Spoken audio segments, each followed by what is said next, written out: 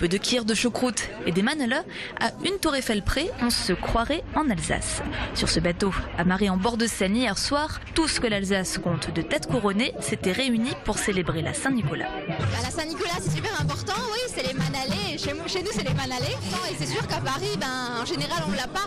Et je trouve ça très bien que ce soir, on fait un petit clin d'œil à l'Alsace, même à 2h30 de TGV. Miss France, députés, restaurateurs, grand nom des médias, des assurances, hommes d'affaires et même anciens ministres. Les Alsaciens expatriés à Paris sont donc souvent des puissants et décideurs. C'est pour retrouver des souvenirs de la mère patrie et resserrer les liens de la communauté de façon informelle qu'ils se réunissent début décembre depuis plus de 20 ans.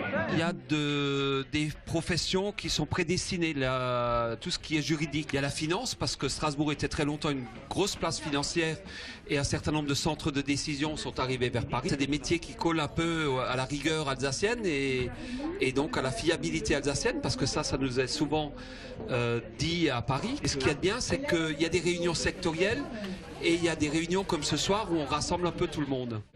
Les Alsaciens de Paris sont donc des hommes et des femmes d'influence, mais qui aiment à rester dans l'ombre.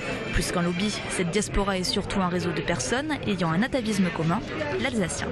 Je dirais que nos caractéristiques à nous, Alsaciens, c'est précisément de ne pas être très doués pour ces choses-là. Là où les Bretons, là où les Corses, là où les Corésiens étaient capables de vraiment fonctionner en lobby, nous pas. Alors nous, c'est un cercle d'amitié, de rencontres. Et puis, si on peut aider à quelques questions alsaciennes importantes d'avancer, on le fait volontiers et on est à la disposition de ceux en Alsace qui veulent entreprendre et avoir le soutien de quelques personnes qui à Paris peuvent ouvrir des portes. L'Association générale des Alsaciens et Lorrains à Paris dénombre plus de 500 membres.